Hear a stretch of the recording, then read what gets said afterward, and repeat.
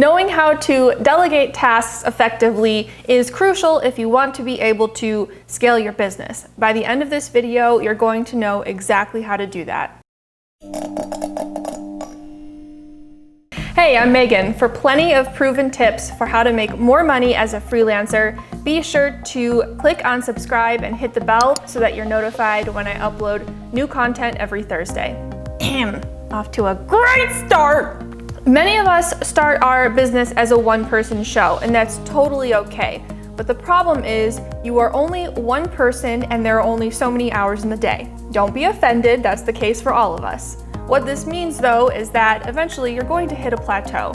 If you are okay with your business remaining a certain size, that's totally fine, it's up to you. But if you want to be able to make more money, you're going to have to learn how to hire, outsource, and delegate tasks. By the way, on a related note, I've got a video on interviewing remote workers, so I'm going to leave that link in the description below. Delegating work is actually kind of tricky, especially when you're used to doing everything yourself. When you think about it, you've committed your work to memory, but when you outsource work, you have to be able to put these processes on paper so that you can teach someone else how to do them. Let's get into 3 concrete, actionable steps you can take to start delegating work right now. Step number 1 is give every task a process.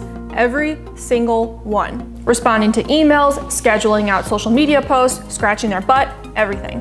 When you create these processes, you need to assume that they know nothing. And it's not because that's the case, it's not because they're stupid, it's rather because you need to give them guidance in the form of step-by-step instructions for how you want them to do things.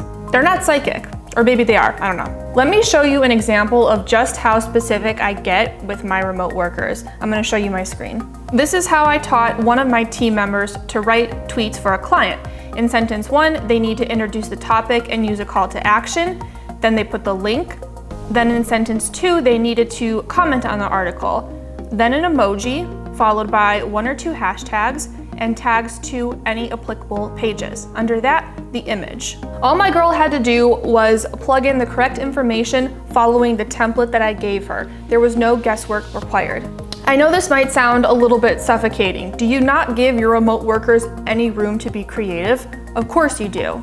Later on. Once they've been working with you for a while and they understand what the goals are, which we're going to talk about in a minute, you can start to hand the reins over to them and give them a little bit more of that creative freedom. Processes and systems are a must for delegating tasks effectively.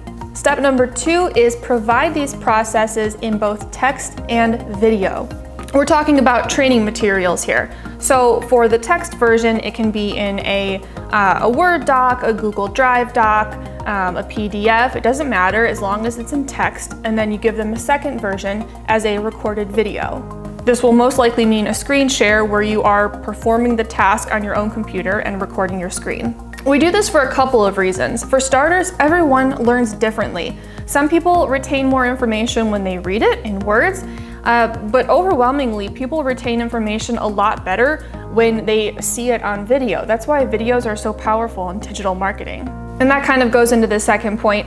Regardless of how someone learns best, there's something very different about seeing that task, that process happening right in front of you on your screen. You're better able to see it in action and mimic it yourself. As an added bonus, when you're forced to demonstrate the task, you're going to explain it more clearly and thoroughly than if you were just writing it down in words. That's why they say one of the best ways to improve upon something is to teach it. I personally use Zoom to record my screen for training materials. I like it because it's very simple to use and it's free, but know that you do have other options if you want to shop around a little. That's the second step. Teach all of your processes in both text and video. I want to pause for a moment and check in with you guys, and I have a question. What is one task that you already know you should be able to outsource, even if you're not totally sure how to do it yet? Drop it in the comments and I'll see if I can help you out with it. All right, step number 3, we touched on this a few minutes ago, set clear goals and KPIs. Key performance indicator, that's what a KPI is. A KPI is an actual quantifiable value that you can track and measure over time. KPIs help you gauge whether or not you are progressing towards your goals. For example, if you are a social media manager, some of your KPIs might be clicks, link shares, conversions, traffic to your website, numbers that you can track and measure. To successfully complete this third step, you're going to need two things: a goal and the KPIs that you'll use to measure your progress toward that goal. You might be thinking, nah, my remote team doesn't need KPIs. They do. I talk about this a little bit in a blog I wrote, which I will link to in the description. You want your remote team members to know that they're not just there to take orders and churn out work. You want them to care about the work that they do and feel invested in it. To do this, you need to give them an active role in the entire lifespan of the tasks that they're completing. They need to understand what the bigger picture is. Let me give you an example. If you hire someone to manage social media, it's not just post this on Facebook, post this on Twitter, post this on Insta. Rather, it's this is our process and our strategy, this is what we're trying to achieve, and this is how we are going to measure our progress along the way. You want that person to take ownership of that role. They're not just doing these things for funsies. There's a bigger picture. For instance, if they're posting on Facebook, it's for what? Are they trying to get email signups? Are they trying to sell a product, send traffic back to your website? Clearly state the goal, what they need to achieve, and the KPIs that they are going to be accountable for. When you challenge people to achieve a certain goal and they know that those KPIs are going to be monitored, it does a couple of things. First, it motivates them. It's an incentive for them to do better because their numbers are going to be tracked. Second, it's a really good way to keep people accountable.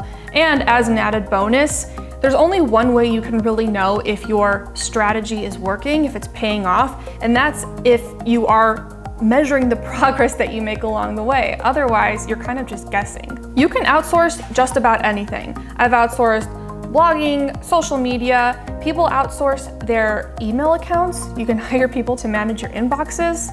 I've even outsourced lead generation and cold emailing, which is how I land the majority of my clients. You know now how important processes are, so I went ahead and laid out the steps very clearly for both sourcing leads and also sending cold emails. I have two separate guides for each of these tasks, so I'm going to link to those in the description. When you get those guides, you can use them yourself, of course, or if you want to outsource those tasks, all you have to do is hand those processes off to whoever you hire. The work's already done.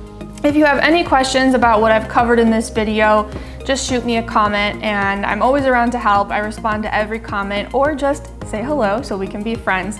And if you found this video helpful, please don't forget to give me a thumbs up before you go and click on subscribe, and I will see you in the next video.